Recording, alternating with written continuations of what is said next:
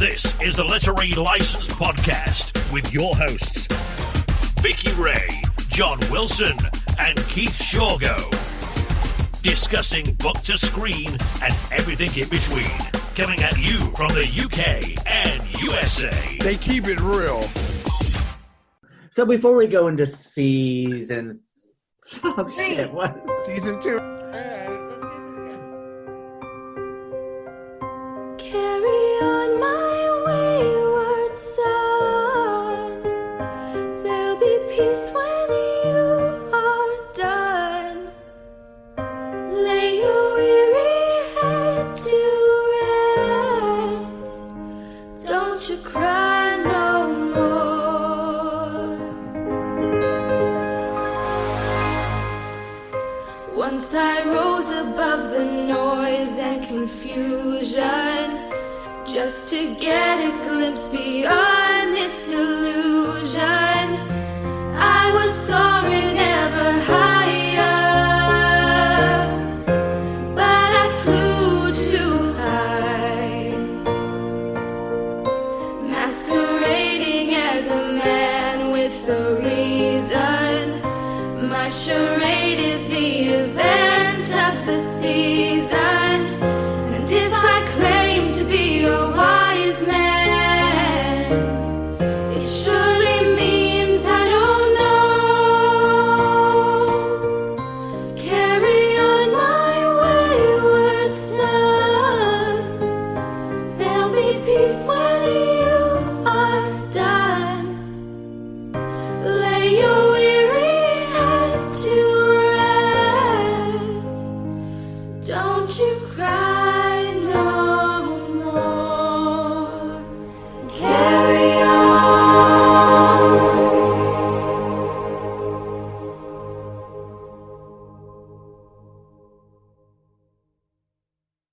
Hello, welcome to Literary License Podcast, and we are doing our season 2 finale. What we're going to be discussing is some of our favorite episodes of season 2, do a general rundown of season 2, and then we're going to be letting you know what's coming up for season 3, which will be starting next month in September 2019. So before we get started, let's find out who's with us. First of all, there's Jon Wilson. Say hello, Jon. Why, hello, folks. And Vickie Rae. Hi, guys. And myself, Keith Chawgo. So let's figure out what we've all been up to last time we spoke. So, Jon, what have you been up to since last time we spoke to you? I've been enjoying the end of summer. Wah, wah. Trying to just get as much relaxation as possible. My boss is on vacation, so I was able to catch up on a lot of different things and been starting a few projects of my own, which I'm really excited about. More to come in season 3 about those. I also finished watching Pose this season, which was really, really good. It's a tearjerker. Yesterday. Just keep a box of Kleenex by you because I cry at every freaking single episode. I gotta watch this. Okay, so you guys are both broke up over this. Is it a Netflix thing or? Well, it's on Netflix season 1. Season 2 is on it's on FX. So season 2 is on FX. If you have the app, you can watch it through FX, the app. Yeah, and I've been I just started getting into, which I don't know why it's taken me so long, Dead by Daylight. So I started playing that because I haven't played any games in a while. So I was like, let me just get into this, and it scares the living bejesus out of you. What is it? Dead by Daylight. How am I missing this stuff? Gosh. It's this game that's very much like how Keith and I met through Friday the 13th. It's a very like you can play the killer or you can be the victim, if you will. And it's you can play the different types of killers, and you're trying to just get out of this like compound and trying to work together. So it's basically a video game come to life for Peterson. It's pretty twisted. I mean, each scenario they kind of pull in different characters. Like they pull in Michael Myers, the hometown, Haddonfield, and so you kind of play the different surroundings, and then you could play, any of these different characters where each one has different perks to where you can get around the game and try to break, fix generators to activate this door to get out, right? So you have to fix 5 of them to get out. I mean, it's intense because you're trying to do all this, but then you're also trying to save other people when they get, attacked by the Okay. slasher. Yeah, it's intense. What platform are you playing on? Xbox or Switch or Xbox? Because Friday the 13th just come to Switch, hasn't it? Yeah, which I'm actually surprised by that. I'm like, I don't know if that's necessarily their platform. I'm kind of interested to know why. I also heard that they're going through a huge lawsuit right now, so I don't know how what's going to happen with that. Yeah, it has to do with Victor Miller and not Victor Miller, the original. Yeah, Victor Miller, the original scriptwriter for the first Friday the 13th, and Sean Cunningham. Sean Cunningham says that Victor Miller was a writer for hire. He came up with the idea, and Victor Miller said that it all came from his head. So they're having copyright issues over the brand name of Friday the 13th. Which sucks because it kind of puts a pause on everything because they were going to come out with all this different content. Now they can't really do anything with it. They're being able to like fix batch updates and things like that, but for the most part, they're not able to generate anything new. Well, the odd thing about the whole situation is that it all has to do with the character of Jason. And though Jason doesn't appear in the original Friday the 13th, only as the little boy, and that's all stemming on because he thinks that he owns the rights to Jason for how Jason's become throughout the whole series, sort of thing. So it's all quite messy, and I'm sure. I mean, it's all about money, isn't it? Sounds like corporate greed to me. Yeah. Oh, exactly. Yeah. So that kind of sucks, though, actually, because we grew up with Jason and Halloween and all that. I guess it all comes down to money. No, it totally does. And I think anyone wants a piece of the pie. When you get into royalties and rights and stuff, everyone, if you want to use something, you have to make sure that, you get approval on it. And I think it could either be that type of person like, great, that sounds great. Let's do this. I might make a small percentage of money, but hey, this is going to help you. And then you never know where that could take you down the road. There are others who are very protective of their royalties and rights and wanting to monopolize as much as they can. He's probably going to try to buy my character in the next 2 years and make money off of me when I'm dead. I guess if Victor Miller had a successful career outside of the Friday the 13th, maybe things would be different. Yeah. Was he the parent of the whole franchise? No, he wrote the script. Sean Cunningham is the director and the owner of Friday the 13th, and Victor Miller was a writer for hire. Okay, gotcha. So, but then apparently now they're saying that most of the script had to be rewritten, and it's all that mess. So yeah. So are they going back into like 1980 and script, or are they talking about new things? No, they're talking about the original script, and oh my God, they are not going back 40 years. But they're talking about who owned because Jason's in all the series because the season Friday the 13th is Jason outside of the first one. Well, right, mother of course. So because Jason's in all of them, so therefore Victor Miller thinks that he should have received a cut from every single sequel, and every time Jason's mentioned, and every time Jason's shown, which also includes computer games. So he's going after everything. T-shirts, caps, merchandising, everything. So I mean, you have to get into the nuances too of then who created Jason, and from that point on, and made it about him. Because if he, for our listeners who don't know what we're talking about, who actually created Jason? Well, Jason, that's the chicken and the egg. Yeah, I mean, the thing is like the first Friday the 13th was about Jason's mother, and the first movie, that's what it was about. Right. And as far as Jason coming out of the lake, that was an afterthought because they wanted to do a Carrie ending. They wanted that. That jump scare at the end. So that's why Jason appears in. But because the money made so much money, then what happened was then Jason, of course, is born. Yeah. And then what you have is different directors and different script writers taking Jason and making him what he is. Yeah. But you can't, let's face it. As far as Hockey Mask Jason doesn't come out to the end of episode chapter 3, Friday the 13th, 3. Yeah. Before that, he's, he cowpoke Jason running around in the field in the second one. And even that, they tried to go for that illusion in the first one where you didn't really see who the killer was. You knew it was like a male figure, but you didn't really know what it was. So they kind of tried to create that illusion of we don't know who the killer is, because I think didn't they want to make it seem like it could be potentially one of the counselors or type of thing, and then it's clear like there's a backstory. To be honest, the first Friday the 13th, if anyone should sue them, probably should be Agatha Christie, really, because it is 10 Little Indians. Yeah, Yeah. You know, and basically that's what all slasher films are, is 10 little Indians.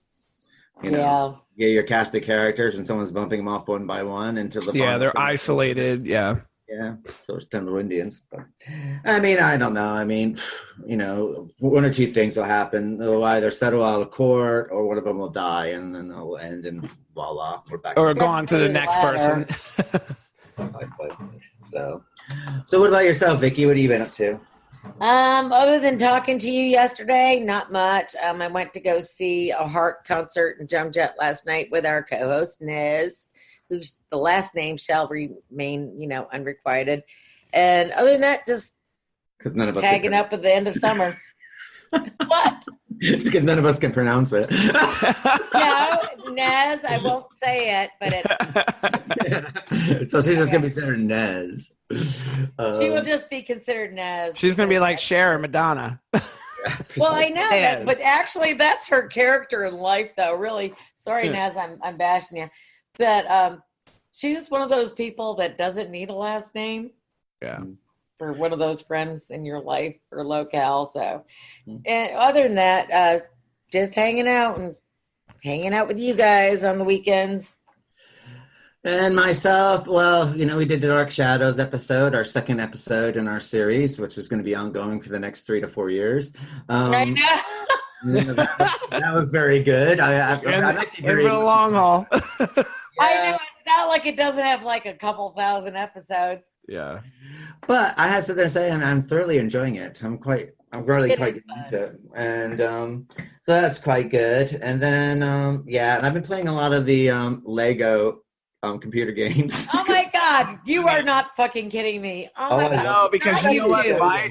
My friend's son was playing this game, and I was like, why am I not playing this? Like, and I forget which one he was playing. He was playing like Lego City or something, but he was like getting really into it. And I was like, wait, what do you have to do? And where are you going? And he's like, I got to go here. And then I got to do this. And I was like, oh my God, my grandson, I would have never thought it in a million years. He's 6 years old, and he was talking. He was getting really upset because he couldn't get on the computer last week, and he had to finish building his whatever arena or kingdom. And I had no idea how much goes into this, but he's 6. Yeah. And apparently this is a big deal. So. Oh, is he playing Minecraft? Don't play video games. He's probably playing Minecraft. Or, there's also Dragon Quest Builders too, which is another builder. Oh, no, I think it's Roblox. It's Roblox. Oh, yes, Roblox. Oh, okay, Roblox, yeah.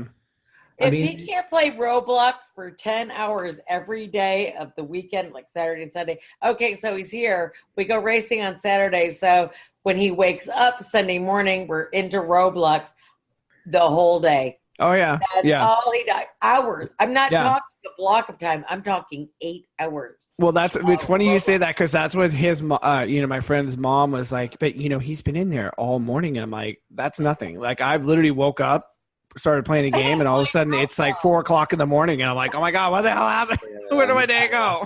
I've gotten lost in computer game. Yeah. I mean, the Lego series is quite interesting because I've been playing the Batman ones. Oh yeah. But they have such a good sense of humor to them. There's the sense of humor, and the Indiana Jones ones and the Star Wars one just takes the piss out of all those movies. Yeah. Meanwhile, you get to play little Lego characters, and you have to like build things and then knock them down and collect all these rivets and stuff like this. So it passes. So you're liking the Lego characters better than the Indiana Jones characters, or?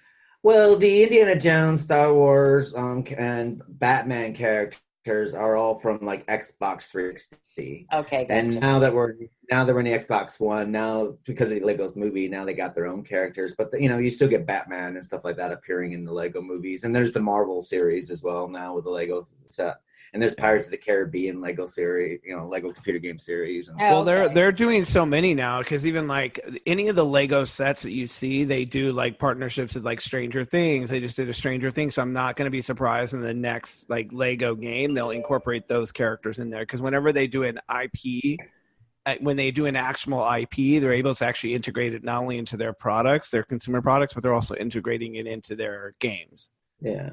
I mean, it's quite fun. It's mindless, and as I said before, you can spend about an hour and you can put it away after each chapter and carry on with your life, sort of thing. So it's not totally engrossing like something like Red Dead Redemption or something like that. So, And it's quite good if you get, if you're with someone who doesn't play computer games, they can join you and learn quite quickly as well. But I'm just playing on my own because everyone's anti-computer games in my house. I can't imagine that. Yeah, I could imagine that. And I'm still keeping up on my Mobility Mary on YouTube. Oh my God, don't get me going on. He talked about this yesterday. We were doing our documentary. I love Mobility Mary. She's She's a 600-pound woman who rides around Santa Monica, terrorizing Santa Monica residents on a scooter. What? Yeah, and she basically, she's a big troublemaker, and I mean, apparently she's like the town terror. And it's kind of person that she's like, "Excuse me," and she's like, "Your dog should be on a lead." And it's just. She's just mad as a hatter. But anyway, so how, have you ever noticed, I don't know about you, John, because he does it to me more than you, but it says Keith Chawgo has just posted something to your timeline. And I'm just like, you're like, God. What now? I'm just like scared to look. I'm really nervous. Like, oh shit, what he fucking puts, on my Facebook again. But it was this old debilitated lady on her scooter, and that's all she does is so is she recording herself or other people? Yeah, she's got a GoPro or something. So basically you don't see her. She's got the camera on the front of her scooter, and she's just bombing down the street, and I think she's got one of these scooters that goes about 15-20 miles per hour, and and the person will be 50 yards away from her. She goes, "Excuse me, can you move over? I can't get Oh my God. And then next thing you know, she's driving down the middle of the street on the road. Oh my God. She's in the middle of the 405, which is a major highway in California out of LA. And she's going, oh my God, I don't know what to do. And she just keeps going on and on. It's like, oh my God. This woman is crazy. Holy shit, the 405. You get ran over. I'm surprised people just don't run over. Who does that? Yes, man. But she's just, you can't stop watching her and you just start laughing because she's a total bitch. I mean, let's face it. She thinks the world owes her a living. I mean, nobody's that messed up. She's got a fear of dogs. So and there's one point she goes, "Oh my God, the dog that could have attacked me!" And all of a sudden, it's like you look, and all of a sudden, it's like these two little lap dogs popping out to her. And she's screaming and said they're gonna kill her, and it's like, she totally. It's probably somebody who sounds like that's living in their parents' basement. Or it could be the fact that you don't see her. It could be someone who's just doing it to create content, right? And it's unusual. No, actually, if you read up on her, the reason why she records everything because she sends everything to the police on a regular basis. These videos. Oh, she is that hateful. Okay, I didn't know that.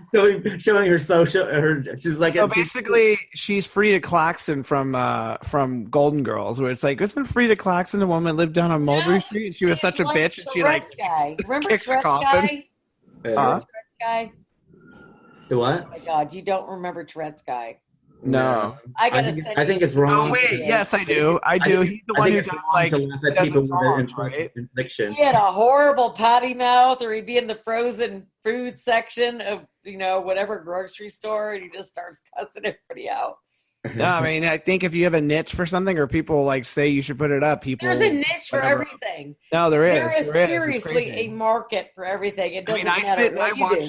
I watch gamers all the time, and there's not on Twitch, but on YouTube, there's a gamer that I now follow because I was trying to learn how to play Dead by Daylight, and there was one guy who was kind of showing his ins and outs of playing, but then I was watching it because they're comical. Some of the games he was playing, Keith, you and I can contest this. Some of the matches you get into, you were like, God, I wish I would have recorded that because it was so funny. And you're just you get into these moments, right? So I'll go and I'll watch gamers for 35-minute videos. I'll watch the entire thing because I just think it's hilarious. What I didn't know about that though is really kind of eerie and kind of weird. Same at that point, my son Tyler, he has video games of where he actually recorded everything between him and his brother. I didn't know you could do that. Yeah, you totally can. That's what we're got saying. all the games. You can record the whole thing and record everything, and then so it's kind of neat watching them kill each other. It's kind of fun. Yeah, I mean, it's a big interactive community sort of thing. So, YouTube's going through a lot of problems at the moment as far as I saw that content. You got the gays suing them at the moment, which is kind of ridiculous in its own right. But, I don't want to really get into that side of it. There's enough research on there that you realize how stupid that lawsuit is. But what's happening, there's a lot of copyright stuff going on at the moment. And I think what's happening is networks and Hollywood are kind of getting upset with YouTube because people are watching YouTube more than watching television now. Yeah. And they're but how many? I mean, I have maybe 2 channels I watch on cable. I was telling my husband, it's like, I don't even watch this stuff anymore. Why don't you just ditch the cable? I watch Netflix, I watch Amazon, I watch YouTube. And whatever I can't get on here, I'll watch on the internet as far as news goes. Well, what now they're doing is doing copyright holds on anything. So anytime that let's sit there and say that we were recording for YouTube here, and let's sit there and say that John has a bit of music playing in the background, all of a sudden we're demonetized. Oh man! If you show any clips from a television show or someone else's channel, you're demonetized. Our YouTube channel is demonetized because. But I thought that copyrights only come into play when it's actually making value, you're making money off of. Are you talking about in the background? In the background now, everything's being demonetized, and if you show clips, like people do like film clips and stuff like this, or dead kills or something like this, and you show clips from a television show or someone else's channel, they're demonetizing you automatically now. Wow. So basically, if you wanted to make content and make money off YouTube, you have to be very, very careful what's playing in the background and what you're actually using. And so you actually, if we were going to do, let's say, a video for our podcast, then, we wanted to show clips for the movies, we wouldn't be able to do that because it would be demonetized automatically now. Wow. And I think it's a way for the companies, and it's not YouTube, it's the companies themselves. It's Universal Music and it's Disney and all the other ones going around now that they're like, no, we want money now. It's like, it's also a lot of those studios are taking back a lot of their content to aggregate it into their own digital site. So that's where it's like they're really trying to privatize everything that's there. It's like mine, Well, and a lot of it has to do with that YouTube are not very happy with some of the political content that's going out, and realizing that people are going to YouTube for political content as well. And you think? A lot of the governments, and we're talking both sides of the fence here. We're not talking one side. I know. I'm just saying. And a lot of the governments are really upset by that, to the point where it's just like, oh my God, they should be getting their news from where we want you to get their news from, and stuff like that. Today, I'm going to wake up and I'm going to put on YouTube so I can see Bernie Sanders or Donald Trump. I mean, that's not the first thing that crosses my mind. Right? Yeah, I mean, I would think that's more from an entertainment than a news. Like, I mean, again, I could be wrong. Maybe this is the younger generation, but where I go for it, I go for music, oddly enough, over Spotify. And I go for like video games, like looking up video games or music videos. I don't really go to it for news. I don't really even go to it for long form content. Like, I know there's a lot of series that are on YouTube. I really don't go. I'll sometimes go to look for free movies because they're pirated. Some of them are on there for now. But yeah, I don't really go on for like, I'm going to go see news commentary. Yeah. Mm-mm. I do it for political things like I have she's become a friend, Blair White. She's a transsexual. Very was that the same person you sent me her podcast or whatever? And, I love her. And she's fantastic. And she, it's quite good because, she looks at, she is so she looks at things in the way the media are bringing things forward, and she kind of readdresses these kind of things as far as transgender issues are concerned.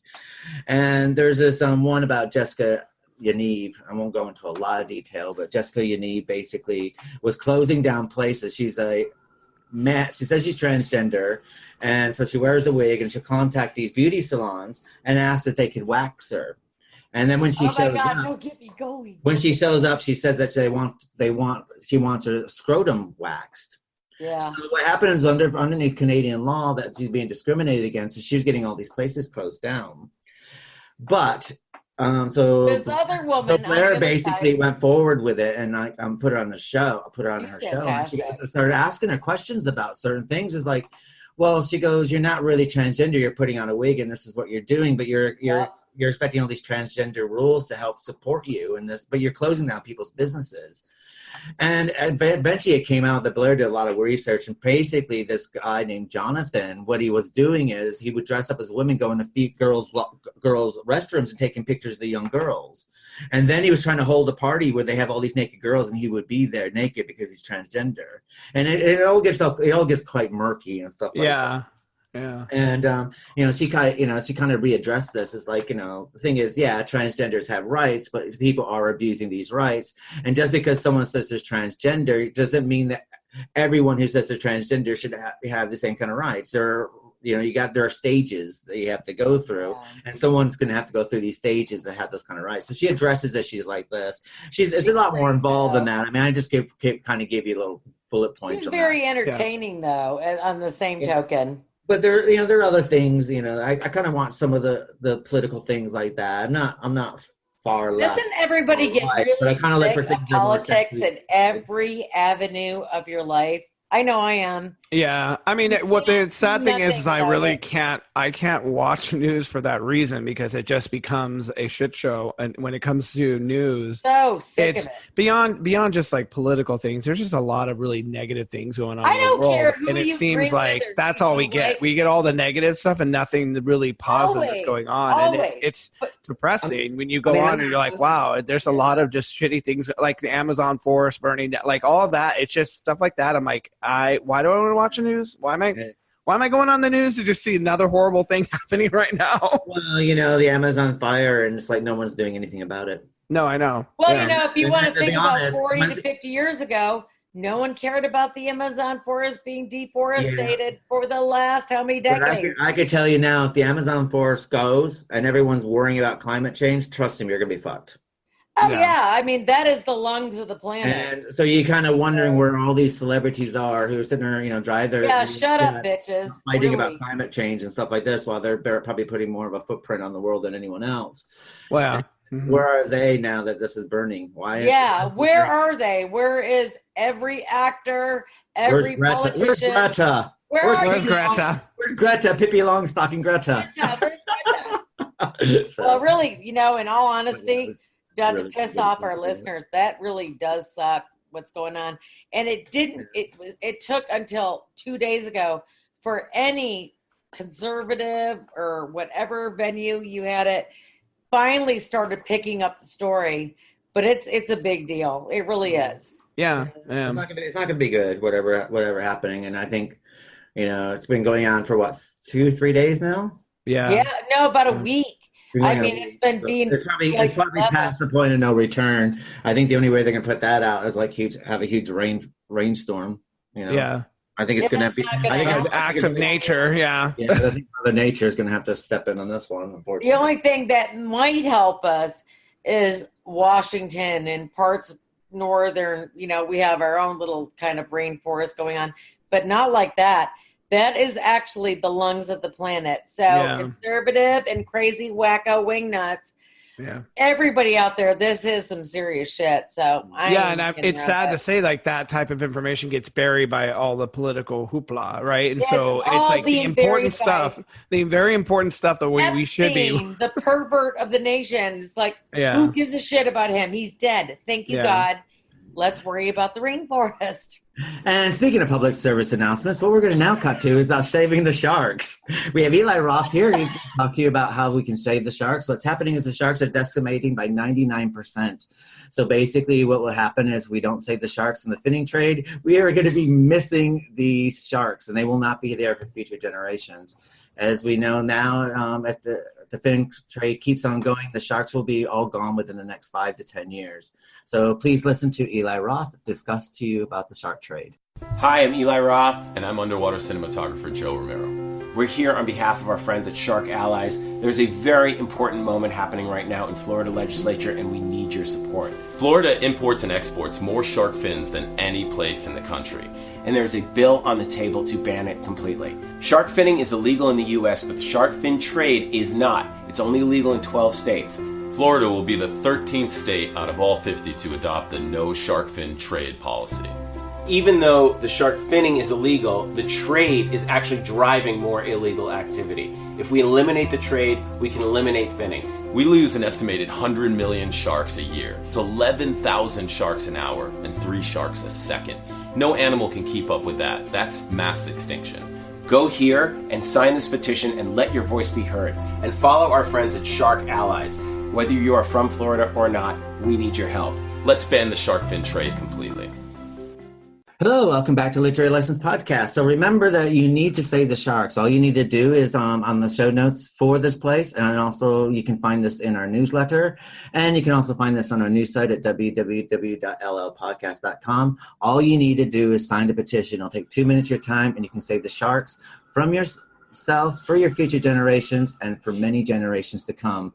The shark trade, finning trade, basically is what they do is they cut the fins off of sharks, they throw them back in the water, and they drown. And the sharks are not the only ones affected. Manta rays and other animals with fins are having the same kind of things done to it. And you have to remember, to be able to save the ecology, you have to take part in the ecology. So make sure you sign that petition. So let's have a discussion about season 2. Ooh, season 2. So season 2, basically.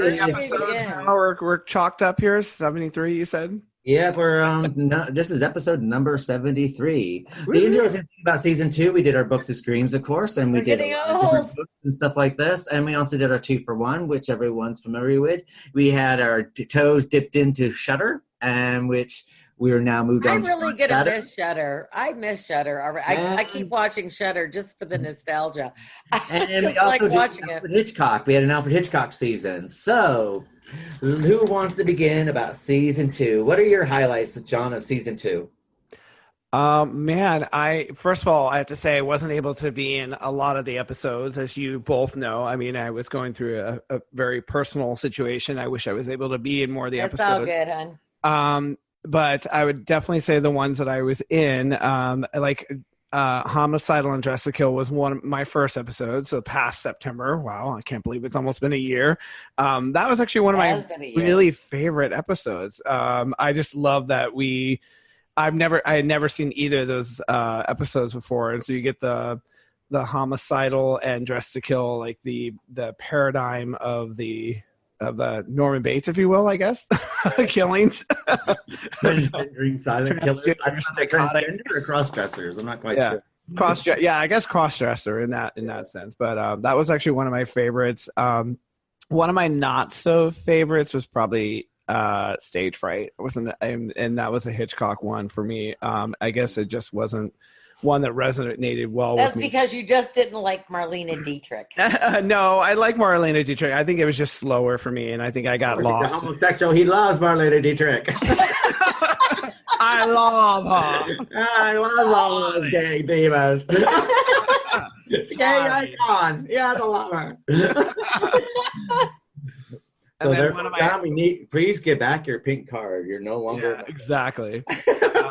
And, I mean, another one, what wasn't my favorite was House of Dark Shadows, which Keith and I actually talked about last time we were together. But why? How do you not like that? How do you not like that movie, John? I want you to elaborate further on why you don't like that movie. I think that one specifically is, it's an important thing when we're watching content to know where content belongs, and that belonged as a soap opera. It didn't belong as a movie. And I think you're 100% correct on that. When we talked about it more, I think we had the epiphany because I couldn't really put my finger on it. And this is what's one of the brilliant things about doing a podcast is sharing these ideas together and actually coming up with why doesn't something work or why does something work, right? So that's an excellent episode to talk about because I think, cumulatively realized the pacing was off. We knew the editing was off. And then it was sort of like, they were trying to do a soap opera movie where you do these really short cut scenes where it works on television when you're watching a soap opera, but it doesn't really translate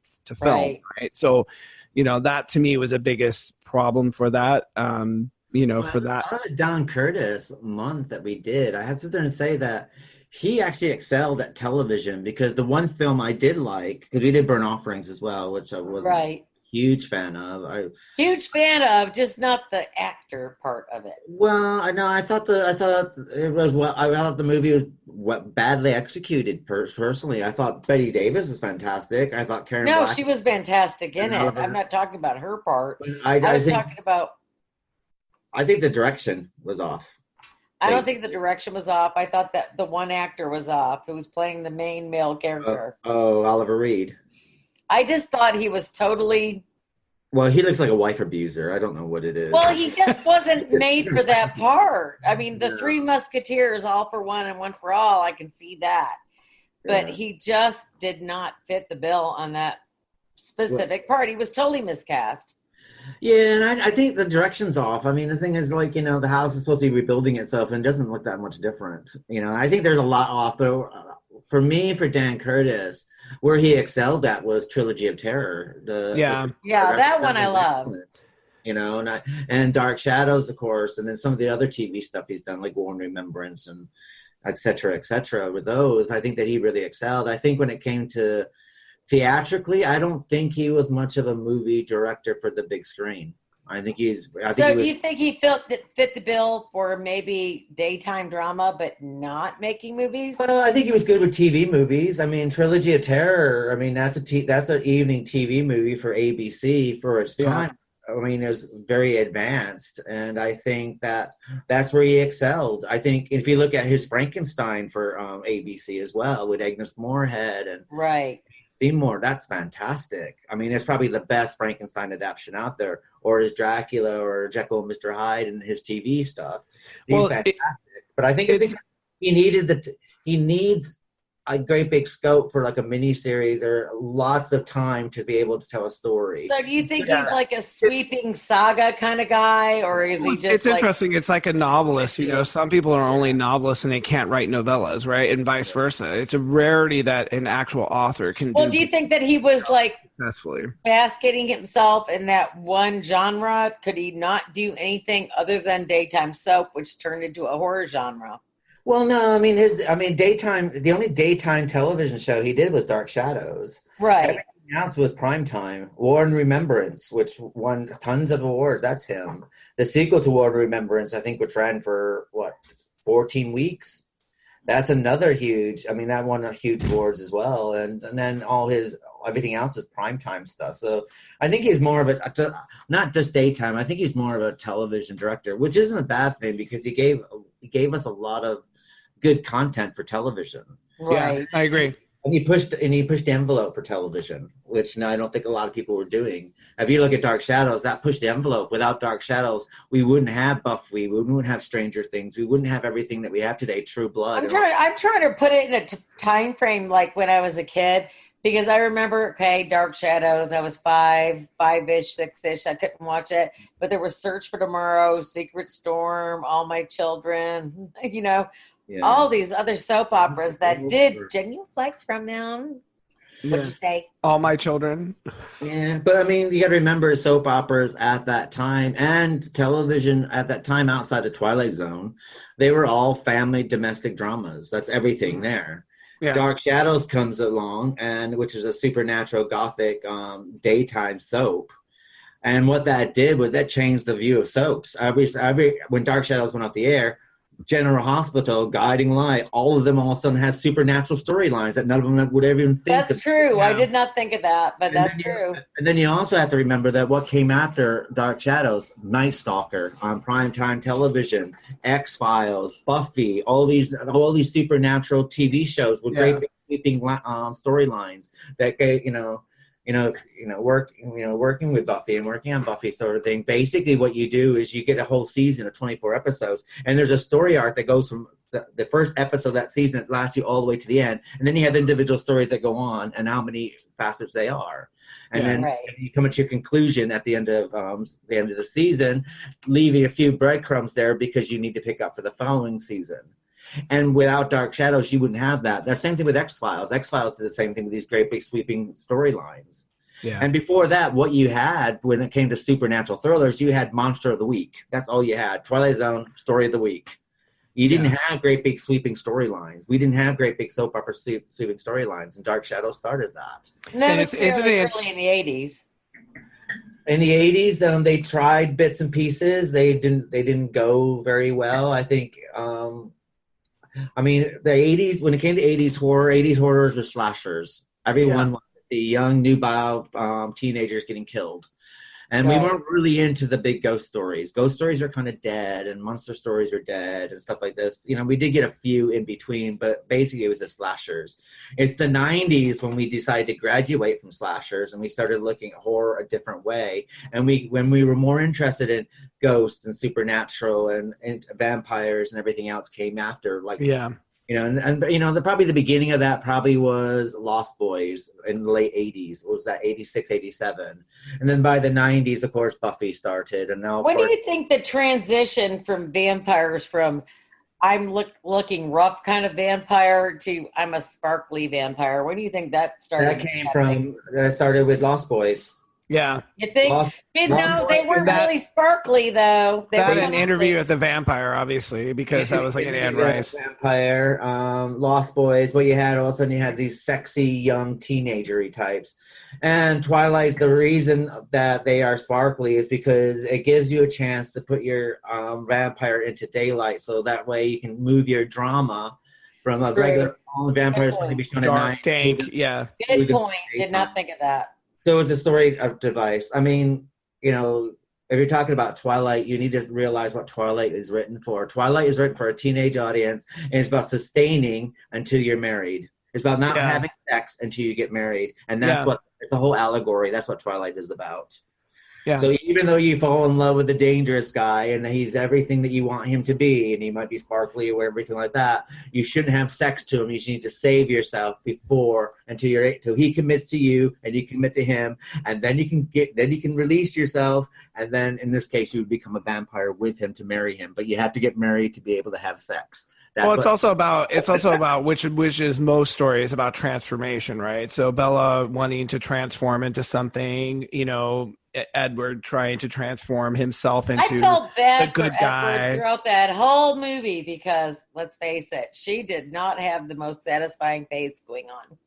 Well, I mean, I think it's interesting that, you know, we're kind of definitely veering off when it comes to this, but like, you know, when it comes to casting, you know, I think they casted what they thought Bella should look like. They casted what Edward should look like. And I think maybe it was more Kristen Stewart is a very somber, I guess, personality, because if you look at a lot of her films, she's very like deadpan in the face sometimes, and I think she's going to get typecasted for those roles. She is, though. That's how sadly, we are straying, but I'm going to stick up for her because I've read the Twilight novels. I read them. Yeah. So have I. And Bella is a miserable bitch. She is. She is. No, I agree. They couldn't. I agree, saying that they casted the right person because she's not meant to be. She's not meant to be melancholy. No, she is. She is. She's like, I'm Bella. And first of all, it doesn't help that all the books are written in the first person, so you have to.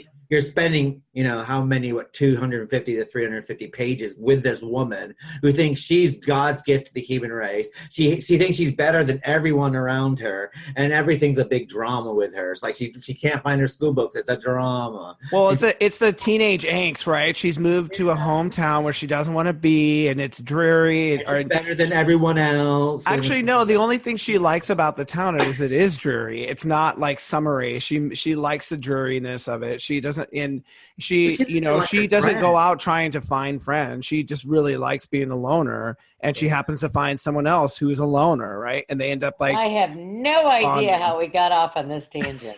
Yeah, well, we're talking about like the supernatural became sparkly. That's where we got. Yeah. Well, we talk about like the supernatural, the evolution of that, and you know, we look at a lot of like, especially vampires. So let's go back to our vampires. So you get Love at First Bite, you know, you get Dracula, you get these films. My favorite part of Love at First Bite is it's a black chicken. I mean, you know. Oh yeah.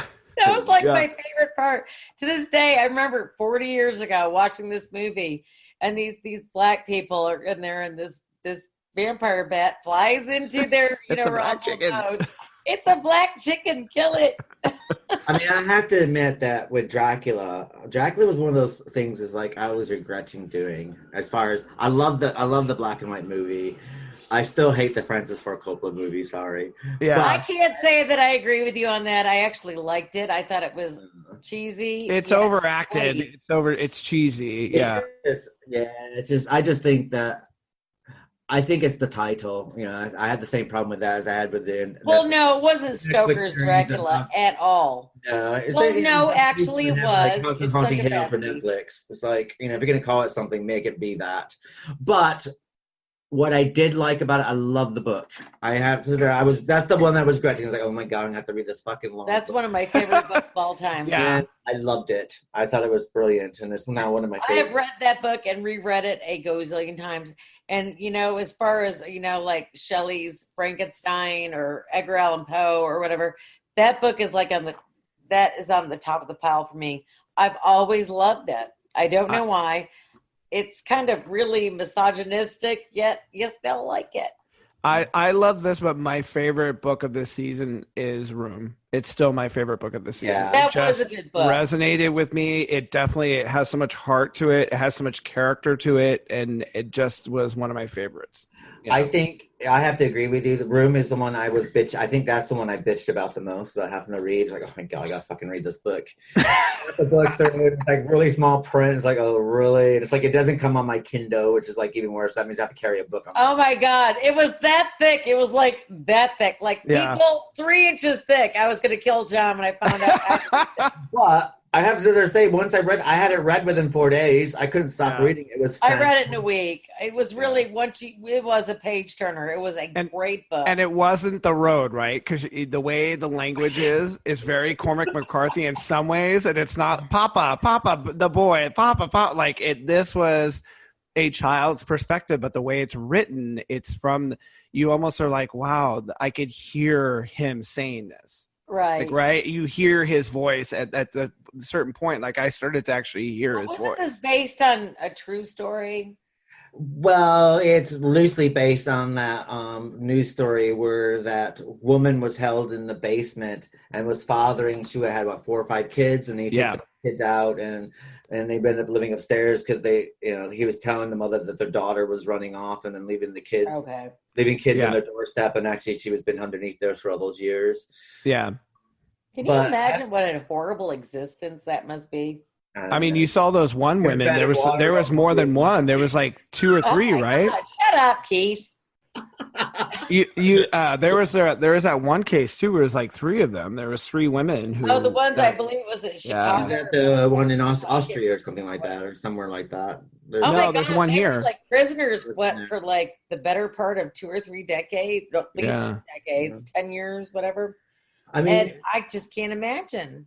I have to sit there and say though, I kind of wish I read the book first and I watched the film afterwards. And I have to sit there and say, with Room, I think I wish I did it the other way around in that case. Because I think Watch the book first because it give you a little bit more clarity going into the book. Maybe? I think the film kind of ruined it for me because the film is a brilliantly acted piece of filmmaking, and it's a really good film, and everyone's excellent in it. But the book spoils you, and there's just so much they could have done with the movie. Oh, yeah. Yeah.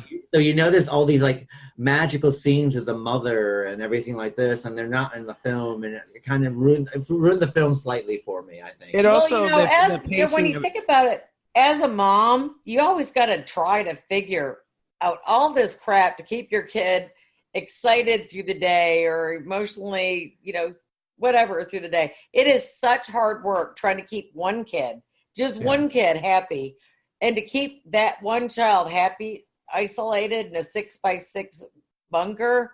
Yeah. I can't imagine. Well, and it's also in the book where I think what you notice is that there's more of a pacing to the everything that, right? Having to have your kid entertain your child, all the steps that she took to not only entertain but take care of and nurture. And so you see these steps, whereas in the movie they cut a lot of it, and they have to because of time purposing. But in the book, it's felt the struggle is felt through the child and then the mother, and you feel like this long stay. Whereas in the film, it goes by so quick, right? You're just like, and this happens, and this happens, this happens. It goes by so quick. I was just sitting there trying to figure out how does she keep this kid happy.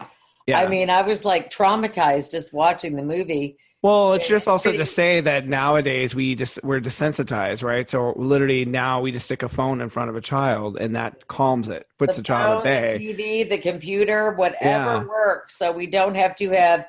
But now, back then, a stick, or what did he have? The little slinky snake thingy, like, of the eggs. Like, it's the little things that make you happy. And that's actually a big, valid point that we should look at now, in society, is that we get so overwhelmed by all these different things that are going on, but it's like the littlest things can make you happy, not these grandiose things. Sometimes those things are never going to make you happy. I have to say, I did like the film. I just think that there's so much in the book that I would love to have seen in the film that's not there, and I think that's the reason why.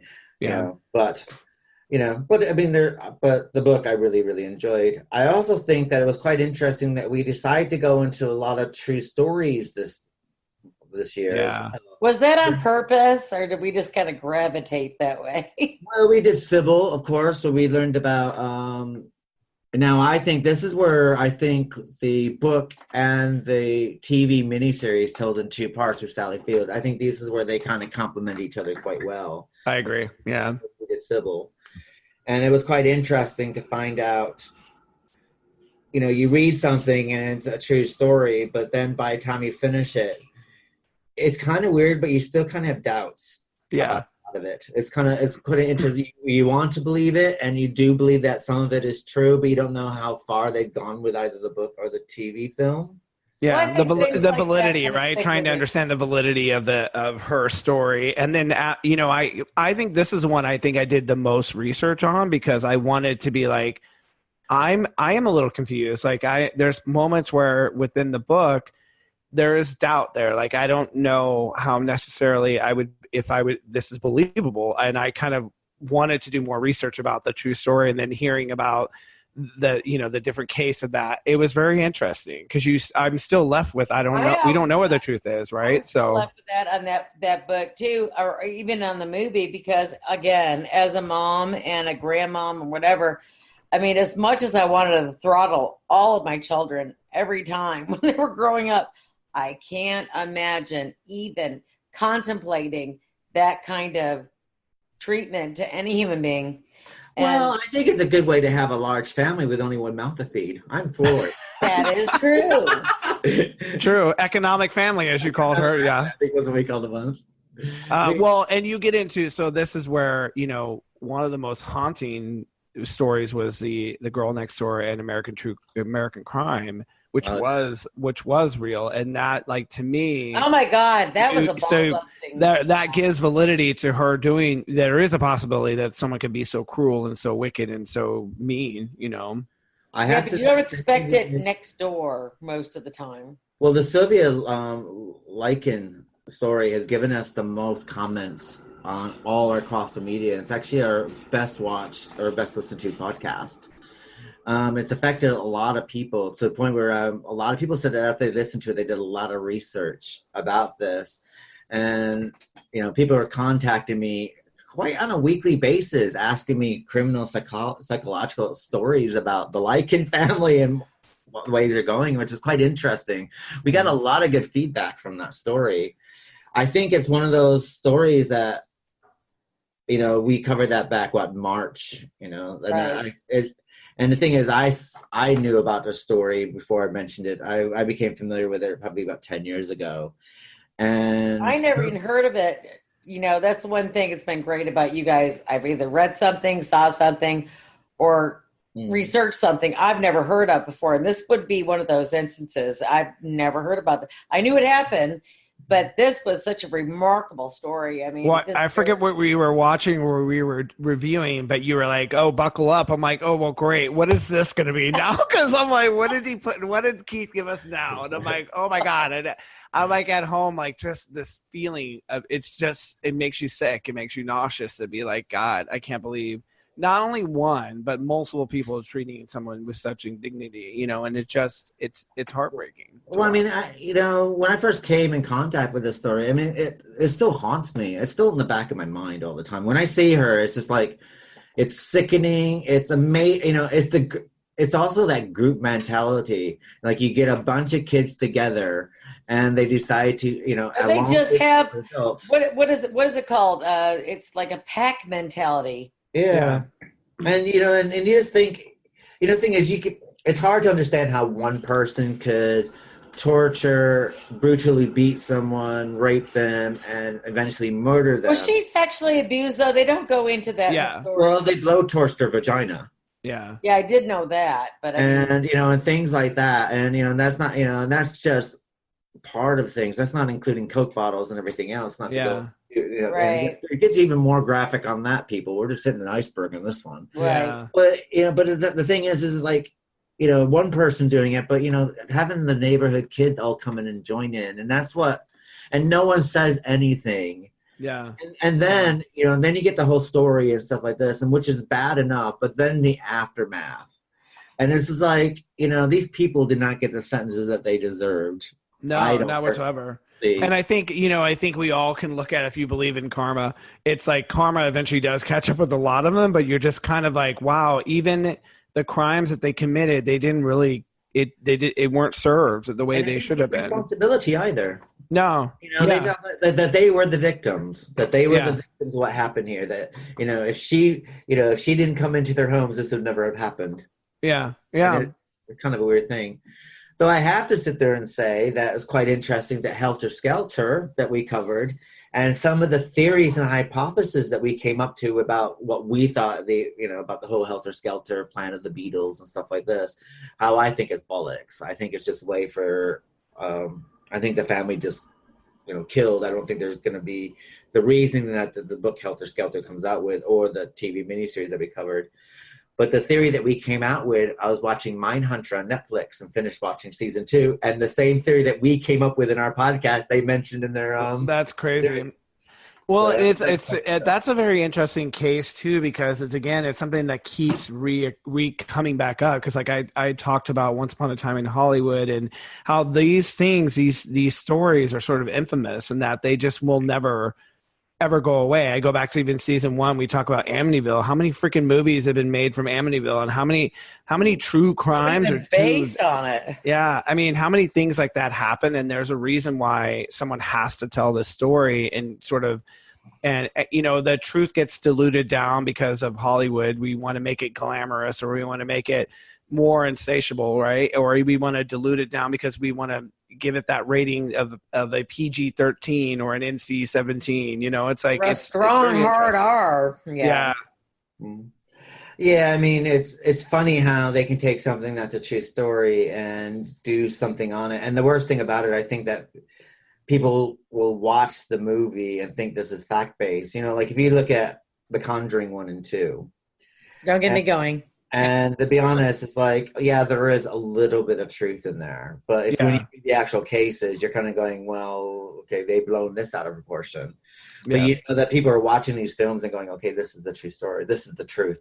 Everything in this truth. I think we didn't do Amityville Horror this year. That was last year. No, we did last year. Yeah. And Amityville Horror, I mean, the thing is like, even if you think this is a true story, now you read the book, and the book's a bit more believable, more of a believability matter, though it is badly written. Yeah. But then you watch the film and what Hollywood did with it, you're thinking, what the hell? Yeah. We had windows blowing out of the house, and we had blood dripping down, and I think everything, when plausibility goes sort of out the window, when it's like a person stays in a home when things are flying across the room. No, any person in their right mind would be like, I'm done. Like I think of the movie Poltergeist when she's like, let me show you what's going on. The chair moves across the floor. The first thing I would say is like, time to go, time to pack it up, time to move. Like we're not staying here. Cameras and time to get the EMP. Yeah, seriously, that's good stuff. That'd be a lot of fun. Yeah, but no. Yeah, but no. I have to agree. You cannot go ghost hunting with me, John. You're like, it's like a serial killer. You're like watching someone get dragged away. This could be very interesting. Get your camcorder. Come on, hurry it. Let's follow them and let's see what they're gonna do. We're like, no. If I was Jo Beth Williams having to do that scene with that beautiful little ethereal blonde-haired little girl that she was, I mean, I would have got the fuck out of the house. Seriously. Yeah, I'm serious. And you have children too, so that at one point, if it's maybe, you're by yourself and you wanted to. But they were potheads. Yeah, that's true. Potheads. But isn't it interesting how that film had to influence like Paranormal Activity, right? Because of that, there's a couple scenes, especially the one where they go back to the 80s and the guy is more fascinated by capturing it and he sets up the cameras and, you know, it's like, it's very interesting, you know. I mean, I think that, you know, it's been quite interesting about some of the films that we covered when we look at fairy tale against folk tale, and we did that with Suspiria and The Witch. Yeah. Right. You know, we had like this fairy tale like that Dario Argento does with Suspiria, and then we had this The Witch, you know, the folk tale of the witch, and it's kind of how someone could take the story of the witch and kind of fundamentally they're kind of the same kind of story, really. It's like, you know, innocent girl gets involved and then things go out of whack sort of thing, but how you can take something and have two different the difference between fairy tale and folk tale, which is quite interesting. I thought that when we did that. Yeah, I actually really liked The Witch. I mean, I think I liked it just because of the whole, you know, it felt very crucible to me. It just took so long to get me involved in it. Yeah. I mean, also, I just think that it was just interesting, the story, again, talking about plausibility, like what was real. Like up there with The Crucible. I loved The Crucible. I couldn't play it enough. But I mean, this one just took me a little bit to get involved. Yeah, I think it's a slow burn film. I think what makes it off-settling, I think why The Witch is a bit off-settling also is because you have this weird dialect going on at the same time. So you're like trying to, you know, you're so used to hearing modern English all the time that when you hear this oldie Englishy thingy, word vocalization that they're doing, you're kind of like, okay, you're watching it. And let's face it, I mean, if I would have committed suicide if I was born during that time, I'd come out of the womb, hang myself. You know, I'm going to hang myself on the umbilical cord because it's not a happy life, is it? Yeah, no. No, it didn't appear so. No, it's just all hardship But I mean, you know, on the other hand, we had all that fun stuff with that, like, you know, high anxiety and blazing saddles. Oh yeah. Which, I mean, the best thing for race relations and mental health, you know, like ever happened. So Mel Brooks, I'm telling you.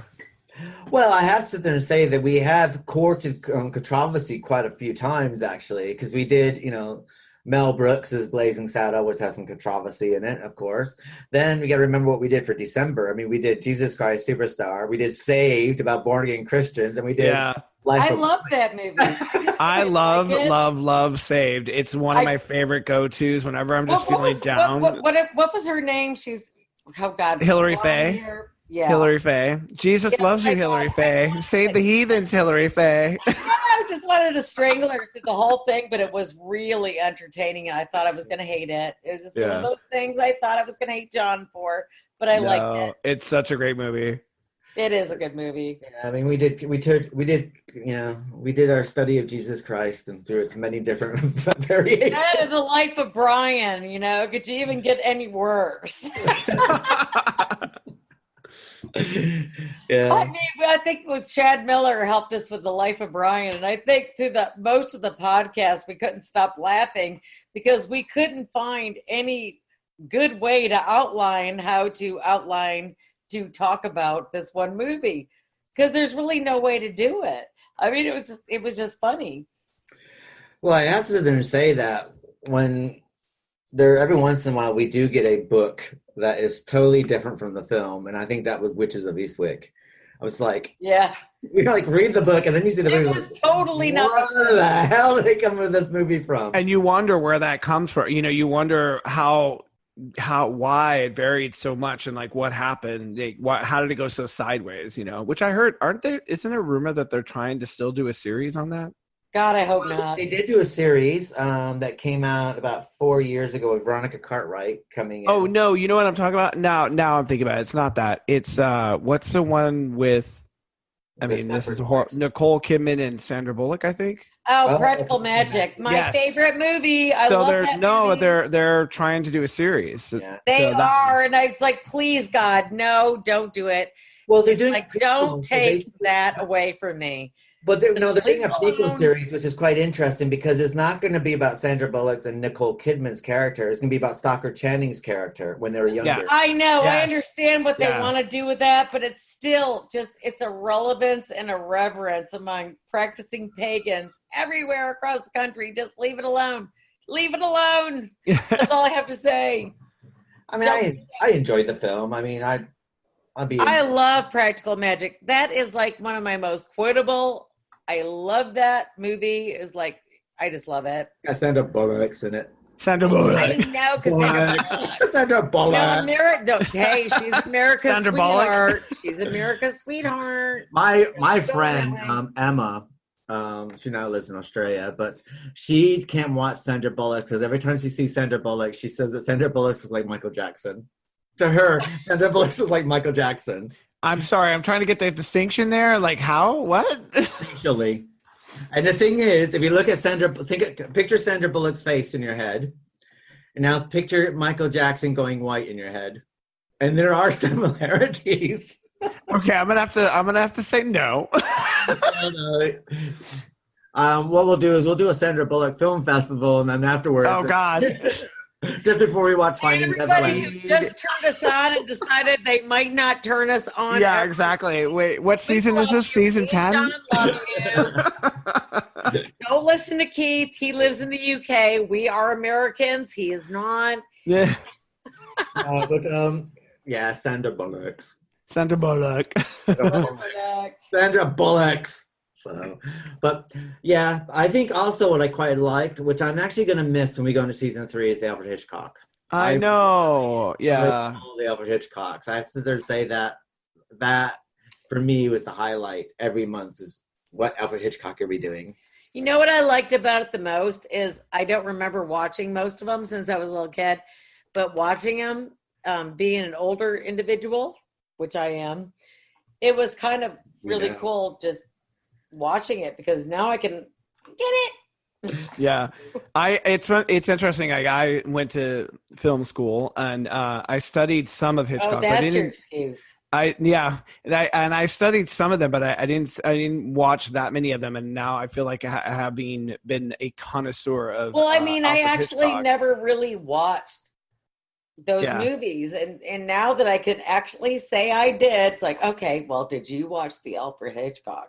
You know, it's like, yeah, that's me. But it does give you a whole different, you know. I have to say we were quite clever with season 2 because, as you know, we do the book to screen, and we started off with Psycho, which we did the book and we did the screen, and then we did Alfred Hitchcock. But then we also finished our season 2 with book to screen with Strangers on the Train, the book to screen, and then finished with, of course, with North by Northwest. And I have to say that I can't fault any of the Alfred Hitchcock. I think if I had to pick a least favorite, probably would have been Stage Fright. But if I put Stage Fright in a bunch of other movies, it's not going to fail. But I think as far as an Alfred Hitchcock film is concerned, I think that's probably the weakest Alfred Hitchcock that we did. Yeah. Which one? Stage Fright. Out of the Alfred Hitchcocks.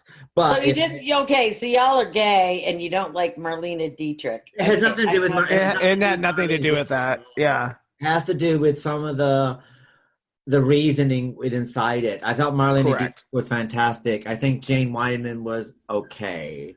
Yeah. Jane Wyman was mediocre. And that's my biggest problem with it is that character, and then again they tried to do a All About Eve thing to make her disguise. Her disguise was horrible. Do you think that's what they went with? Well, no, but I'm just saying, like the whole disguise thing. I was like, this is confusing. Like what, you know? I think overall it's a good film, but for an Alfred Hitchcock film, it's not a great film. And I thought the cinematography in it, the black and white, was beautiful. The silver screen stuff. I think if you compare it to all the other Alfred Hitchcock ones that we did this year, you think it was mediocre or something? I think it just pales against all the Alfred Hitchcocks. It pales against The Birds. It pales against Strangers. Well, anything pales against The Birds. I mean, but you got to look at but even Lifeboat. Lifeboat is all done on one setting. I love that movie. And then I Rope, love Rope was done in Loved one it. setting too, and it was done so well, and how it just moved around the room, and the characters interacted with each other. So they're, I agree. Yeah. I mean, I think I love Lifeboat. I thought that was great. I think Marlene Dietrich was excellent in Stage Fright. It's nothing against her. I just think that, when you look at all the Alfred Hitchcocks that we covered, Stage Fright pales against the other 14 films that we covered. Yeah. That's all. Okay, so out of all of them, that would be your least likely one. Of the Alfred Hitchcock. Yeah. But if you ask me about all the films that we covered, would it pale against them? No. I'm just saying in an Alfred Hitchcock. No, I'm asking for the two. Yeah. I was being, whatever, facetious. But No. I mean, asking which one out of all the Alfred Hitchcock movies that me, you, and John have covered, what would be your personal favorite? Oh, my personal favorite. Oh wow, this is hard because I have a couple. John, we expect that out of you. So It's hard though because there's such an affinity for Psycho, obviously for. Well, Psycho is a given. Other than Psycho, I think it has to go on mood. I always love The Birds for some reason, but I don't like Tippi Hedren. I think out of my favorite. You don't like Tippi Hedren, remember? No, but I love but it's everyone else. I love Jessica Tandy and everyone else that's in it, but it's hard to just pick one. I mean, it's also like You have to Lifeboat. pick one. I liked Lifeboat a lot just because it was a cast of characters and they were all so different and they all played off well off of each other. So I liked that one a lot and that was new to me. I never saw that before. So I would say that still resonates in my mind. The story still resonates in my mind. I always love it when John says that he's never seen this movie or read this particular book because he really means it, people. He hasn't seen it or he's never read it. Well, and I mean, I'm sure that I've shared stuff with you guys too, that it's sort of like you've never, have seen, but it's like one of these things where I'm surprised that I didn't see Lifeboat, but it's not something that's popularized. Like no one goes and goes, "Oh my God, Lifeboat!" That Hitchcock film. If I said that to anyone else, they'd be like, "What? What movie is that?" Worst directed films, as far as I'm like capable of seeing, and I'm not a director, but I love that movie, and I don't know why. Just do. I had to sit there and say I think I have to pick between two movies of Hitchcock's, and I hate to say it because it makes me feel so common, but being a whore. But I love Rear Window and North by Northwest. I love both. I love North by Northwest. I love Cary Grant. There is no way anybody else could have played Cary Grant in that part. No. Could have. Yeah. I mean, they had Jimmy Stewart that they wanted to do. Jimmy Stewart couldn't have done it. I'm sorry. We talked about it, but nah, he couldn't have done it. But if I wanted to be like, oh, look at me, I'm culty, I know. I would say Frenzy. Frenzy, yeah. But I have to be honest because this is a podcast. We have to be honest here. So I have to go with what everyone else says. So as far as because I can watch The Window anytime it's on. Every time it comes on, all Alfred Hitchcock captures me. But I just love like what's happening with the neighbors, and Grace Kelly is beautiful, and North by Northwest. Oh my God, Grace Kelly! Talk about elegance and grace, literally in an era of bullshit and nasty skank. Grace Kelly's the only actress that has an asymmetrical face. Yeah, she's just beautiful. I mean, I'm sorry, people. I'm sorry. I have to say it. Snowflakes. There are people out there that just actually have eloquence, grace, and beauty, and that day is over sometimes. She did have dandruff, though. She did not. She can't be perfect now. She did. They found her head. Perfect. They found her head and shoulders on the dashboard. Oh. Oh my God! You did not. Gotta wash that gray and dander right out of your hair. You gotta wash that gray and dander right out of your hair. Oh my God. And for anybody wanting to direct their anti-whatever emails, it'd be Chawgo at llpodcast.com. So what we're going to do is we're going to cut to a commercial break, and we'll be back after word from our sponsors, and we'll come back and discuss what season 3 has in form for us. Amazon. Oops, wrong Amazon. Although we both contain an array of diversity, the rainforest with all of its animals and us with all of our products, come check us over today and find all the products you need quickly and efficiently. And buy it with one click. And now you can even use us to donate to your favorite charities using Amazon Smile. Amazon Smile is worth your while. Come check us out today. We are one planet. We share one extraordinary home. We are millions of wonders, but we are all one world. If we only get one chance to save our planet, to protect it for the next generation, then we have to take it. This is our chance. This is our fight. For our planet, for our home, for all of us. Join WWF today. Okay, Bradley, tell the class about your holidays. Yeah, it was really good. My dad built us a new kitchen. It's got wooden bench tops and some stupid self-closing drawers. There was a dishwasher that was a real and even a breakfast bar. Mum thought Dad was a massive... Get a kitchen installed without teaching your kids new words. Visit ikea.com.au. We can plan, deliver and install the whole thing for you. Hello? What's your favorite scary movie? I have a bunch of favorite movies. I watch them all on Shudder.com for only $4.99 a month. That's a scary low price. But if I had to pick a favorite, it'd probably be Scream. Oh. Yeah, it's the only streaming service that lets me watch hundreds of horror movies on demand. I'll be right back. Hello? Hello? Hello, are you gonna subscribe? Hello? Go to Shudder.com to subscribe. If you dare. Hello, welcome back to Literary License Podcast, and this is our Season 2 review. So before we go into talking about Season 3, let's do a quick fire questions about our favorite episode and our least favorite episode. So, Vicki, what was your favorite episode of Season 2? Well, I can tell you my least favorite episode. No kidding. I would have to say Trilogy of Terror was one of my favorite episodes just because it was I don't know if you can hear that, but that little patting of the feet. That patting of feet. The little Oh, you mean the little, you mean the Zuzu Dowers. Yeah. So it's like, yeah. I got more of that than the the teeth and the whatever, but I can't say that because it's politically incorrect. But yeah, that was one of my favorite episodes, and the reason why I like that so much is because they had supposedly cut it. My dog just pissed on my leg. Seriously. No, oh God, yes, you're a little distracted. Go away. Some people have to pay for that. I can't believe that just happened. Oh, admit it. I'm trying to concentrate. Yeah, Vicki, you're a golden girl. I really do try to get through this. I mean, I've had to do this like yesterday, and it's just like one of those things. Like, oh my God. Okay. Where was I? We were talking about your favorite podcast, your favorite show that we covered this year. Okay, it was Trilogy of Terror and Sleepaway Camp.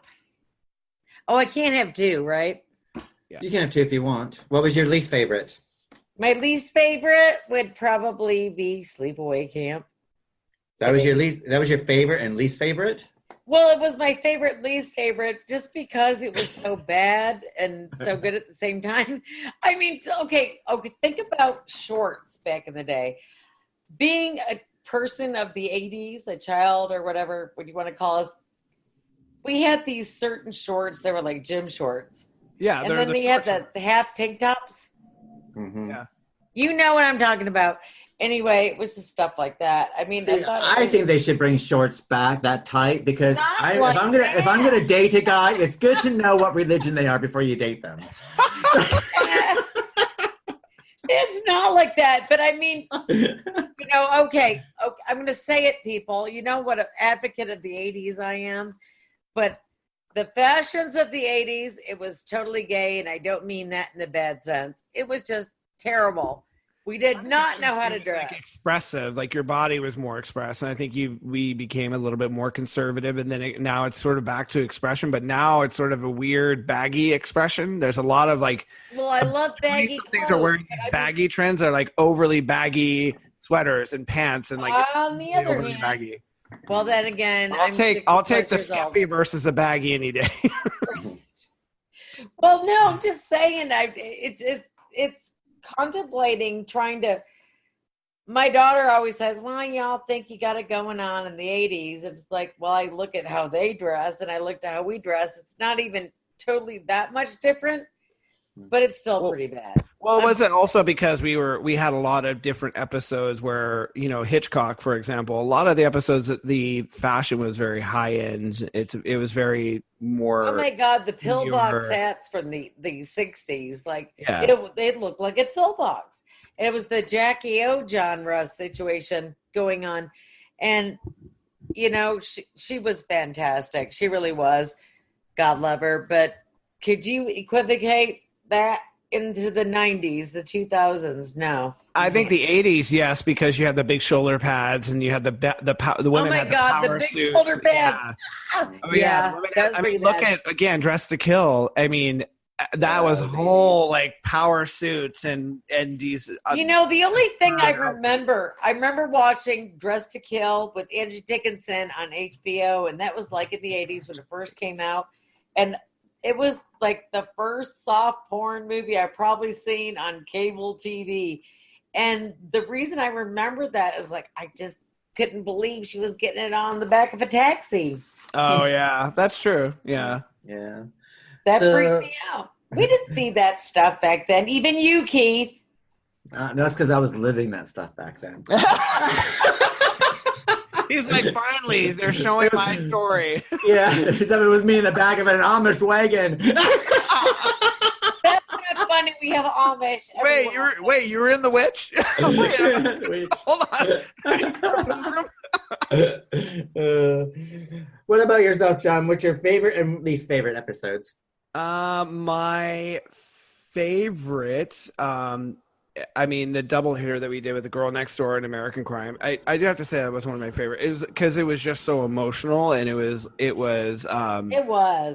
just something that I have a thing for being able to like talk about a story about something that needs to be brought back up, and talking about Sylvia and that to me is like an important thing, because I've had someone that story has been lost by the wayside all these years later, because it's something I never heard of, certainly. Yeah, absolutely. I think that's why us doing it brings it back to the surface again, because these types of stories, you know, I had a friend who was murdered, and recently they caught the person who did this, and so you kind of lose hope, or I'm sure the family kind of loses some sort of, now she's in the past, right? And it's faded into the past. And when we bring something like this up again, it's either opening a wound for some, it could also be like, wow, you know, they're shedding light on this story, and they're kind of breathing new life into her again, you know, and they're kind of keeping her alive again for us, you know. And I think that was such a poignant one for me.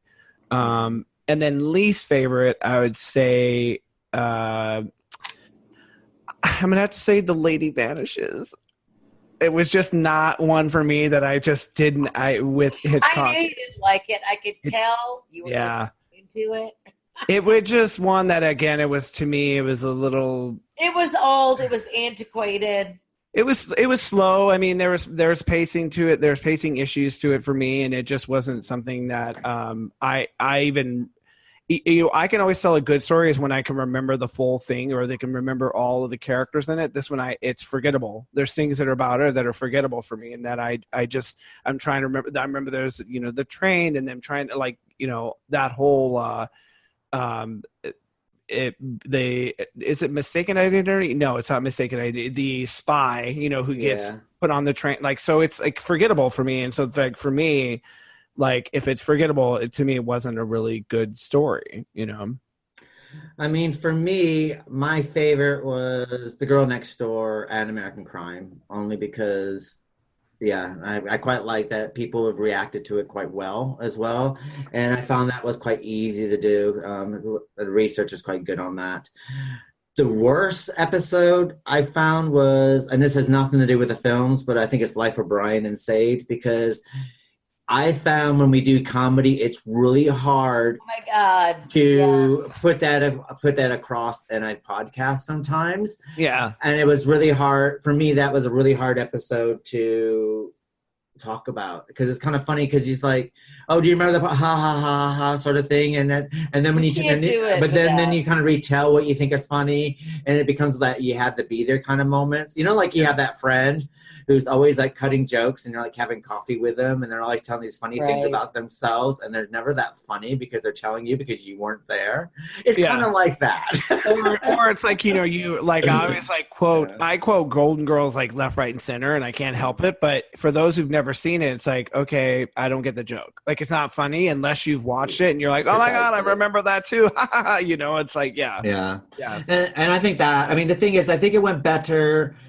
I think the Mel Brooks one was a little bit easier, only because we did have the Alfred Hitchcock things to trade off of on. And I think that Vicki and I did learn our lessons a little bit from the Life of Brian and Say, so we're able to put through what was funny a little better in the Blazing Saddles one. It's hard though, because but it was difficult. What you find funny and what I find funny is going to be two different things, and you can't really, unless you're on like maybe a video camera, you can't voice or pivot that unless you see the expression of the other person. So that is hard to do on a podcast. It really is. Yeah.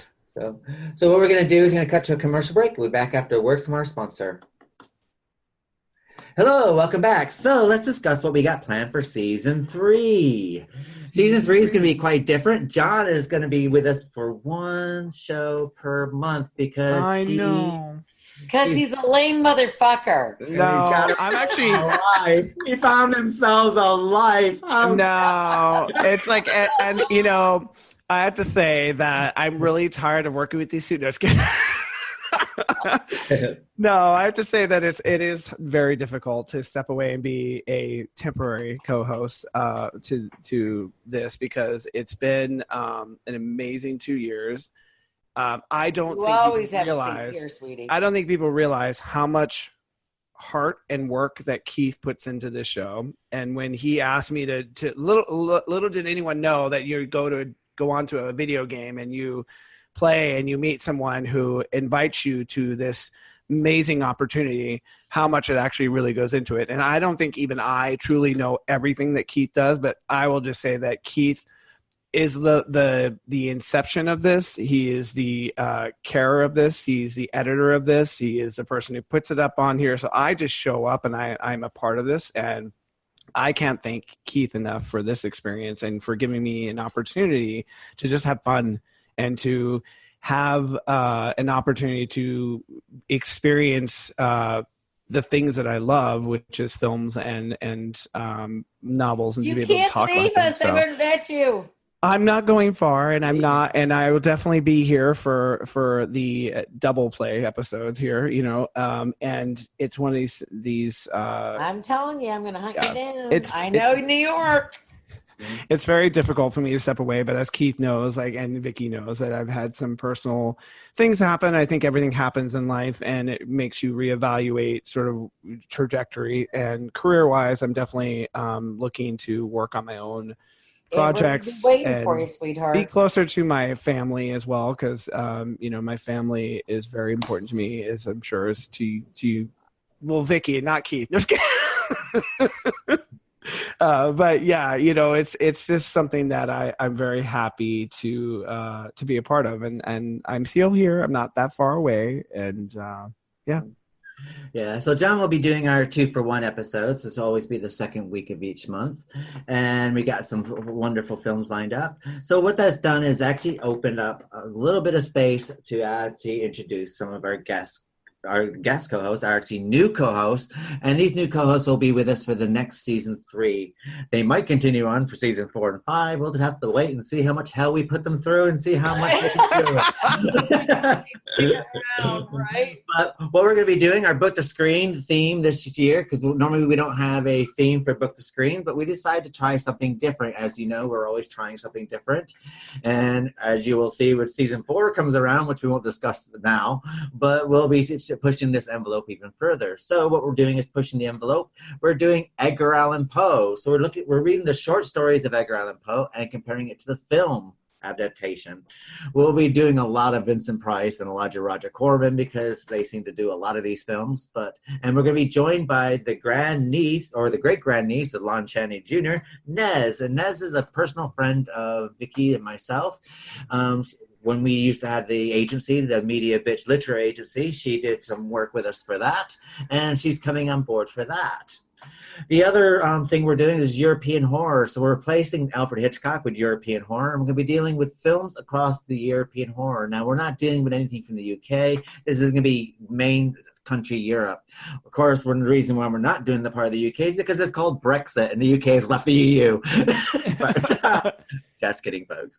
But and in that, we're going to have Will Millar. Now, Will Millar has been a guest co-host on a number of episodes in the past, and he will be joining us as a permanent co-host for the European horror. And I can honestly say I love Will. He's fantastic.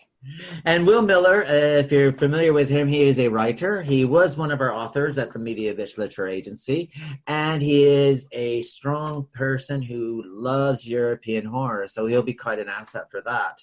Another thing that Will is also into psychic and fortune telling as well, and he owns a shop there in Utah. So I can honestly say he's the real deal. Hook up with him. So what we'll do is we'll be advertising some of Will's wares and ways that you can find him. And I believe he does do some online tarot readings as well. So we'll have some more information in season 3 about that. And of course, we got Tom Diamond, and we'll be continuing our Dark Shadows foray. We'll be going, and I would say that we'll be doing 1 episode for Dark Shadows, and basically we're doing 1 month of Dark Shadows episodes per month. So, of course, we'll start with September 1966 episodes moving forward, but just remember in a couple months, November, February, and May, we will have 2 Dark Shadows episodes to help fill out those 5-week months. As most of our listeners may know, we're no longer on PowerCast 97.9, and we've now picked up a speaker and Deezer. So you can find us on those, but unfortunately, we have now parted ways to PowerCast 97.9. So, Vicki, what are you excited about season 3? Anything that you're looking forward to? I'm just looking forward to the Dark Shadow stuff and all the other whatever you got me doing. I have no clue, guys. I have to read emails, okay? Or you can go onto our website and you can see season 3's up there right now. Yeah, go to our website. For some reason, Vicki always forgets that we have a website. I don't ever, you know what? I really don't like listening to my voice on the podcast. So most of the time, I never listen to my own podcast. And a lot of the times, I normally don't look for my own research other than what I need to see for myself. So, well, now you know what it's like when I edit your voice. Fuck off, bitch. And what about yourself, John? What are you looking for season 3? I was just looking at, I love Longtime Companion, one of my favorite films. I'm looking forward to exploring that. That is such a sad movie. It is. It's such a sad movie, but it's a great story. I love that movie. I was like, why is Keith wanting to do such sad movies? But I understand the notion. The overall theme. Yeah. That is so sad. Last House on the Left and Big Driver. Big Driver is a huge favorite of mine. It's Stephen King. I'm a big King fan, so can't wait for us to explore that. I've never seen. Is it? Oh, it's coming. It too is coming. You know what? I waited all the way until 2 weeks ago to watch the first thing of it, like the new one. And just to be caught up on it. God, I waited because I would have been so pissed if I watched it 2 years ago and realized how I'd have to wait to see the outcome, even though you know what it's going to be, basically, but still. I mean, for those who haven't read it, I mean, I know where it's going, but yeah. It is like the true part to the novel. I mean, it's okay. We all like the TV series that they did. I actually didn't like the TV miniseries at all. It was okay. It was just a little because I saw what I was missing, and then I had to go back and reread the novel "It" by Stephen King, and it just keeps so much more true to the novel. And I love Tim Curry as Pennywise. I do. But this clown is so much more fun. Yeah, he's more menacing. Also, I can't wait for us to do Westworld and Shawshank. Oh my Redemption. God, Westworld. I'm curious. I've never seen the movie. I've seen the series. I'm dying to see season 3 of the series. Huh? With Yul Brynner, the original Westworld? Yeah. Or are we talking about the series? The original, yeah. But I can't wait for the series to come back too. Oh my God, 3. They are going to do another season. Yeah, the trailer came out and it looks really crazy. I didn't see the trailer. Oh my God, yeah. It looks really, really good. Looper, the Night of the Hunter, that actually looks really, really good. So see, people, I am organized. I like everything that they like. So. Myself, I'm actually quite interested in, I'm diving into Edgar Allan Poe. I've read some of his short stories, but I'm not a big connoisseur. I mean, I've seen some of the films, but when I was putting together the Edgar Allan Poes, I was like finding some like interesting films as well. And, things like Telltale from 2009, which deals with Telltale Heart, starring Lena Headey from Game of Thrones, and Josh Lucas and Brian Cox, and produced by Tony and Ridley Scott, which is the only film that they produced together. So I'm quite interested in seeing that. But I'd be quite interested in just diving into the whole Edgar Allan Poe. And I am a huge fan of European horror, and I'm looking so much forward to. We got a lot of guests coming on, a lot of directors, a lot of people in the film business coming on who have actually commenting on us, who have actually contacted us, me not contacted them, to join in on the European horror front. So I'm very excited to be sharing some of these films of those as well. And the 2-for-1s, I think that we got quite an interesting mix of films that are kind of out of the box. And we do have Ari Aster coming on to discuss Hereditary. And yes, I can't wait for that. That's going to be great. That's going to be quite interesting. But yeah, I'm really looking forward to season 3. Sorry, I was so excited about season 3 that when it finally went up and we got to this past month of season 2, I got to the point where it's like, I'm over season 2. I'm ready to move on to season 3, which sometimes. Well, it's not that we were too tired with it. It's just like, boy, it is going to be something to move on to. Yeah. And we're kind of excited about that. So that's good. Yeah, I'm looking forward to it. And another good thing is that we're changing our recording schedule, which is going to be fine. So, which means that we're going to do our Edgar Allan Poes and our Dark Shadows on a Friday after I get off from work. So that means I'm going to have 2 full weekends a month. Yay! So that's actually good. So actually we'll be able to edit everything on a Friday night, and then Saturday and Sunday just watch trashy television. And so I'm looking forward to that. But yeah, we do have a lot of great things coming up to you with season 3. I would suggest that everyone do join in with www.llpodcast.com and join the subscriber list. Our subscriber list is now reached 200,000 plus. We don't know where y'all are coming from, but yeah, we like it. Keep coming. Keep sending them our way.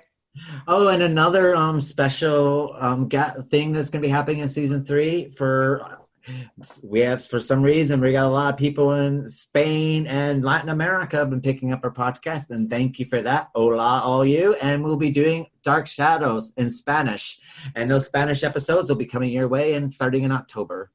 Nice. So anyone want to close this out, or shall I close this out? I think y'all do it a whole lot better than I can. I'm more than happy to. It truly has been an honor to celebrate yet another podtastic year we have built for our listeners. A special thank you to all of our guest hosts who have joined us this year. If you ever want to take a trip down memory lane, head on over to our website at llpodcast.com to listen to all of our past episodes, find all of our social and podcast platforms, sign up to our monthly newsletter, and read our reviews of books to screens and everything in between. We also will have highlights of what's to come for season 3. After all, who doesn't like a good spoiler? As always, we'd like to thank you for downloading, liking, and sharing the Literary License Podcast. Season 2, it's a wrap. Yeah. Bye. What does season 3 have in form for us? We'll soon find out. I know, but Please don't let her call on me today, please. Mentally, I'm begging on my knees, please. Please, and I'll do anything you say. Only please don't let her call on me today. She's gonna ask for something on Edgar Allan Poe. I know it, I just know that any moment now she's gonna call on me and ask me something I don't know.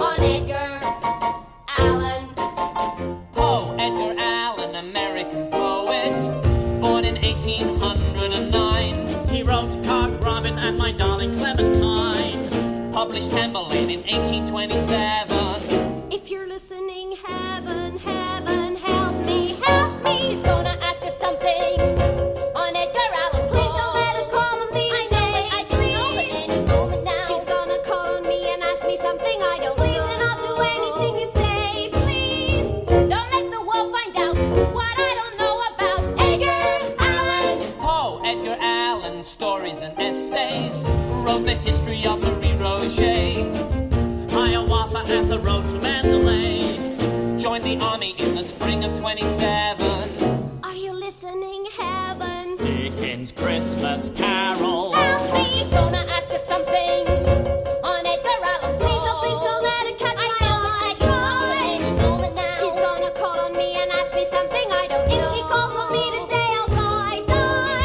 Don't let the world find out what I don't know about. Please, Edgar Allan. Poe, Edgar Allan got out of the army, married Miss Virginia Clem.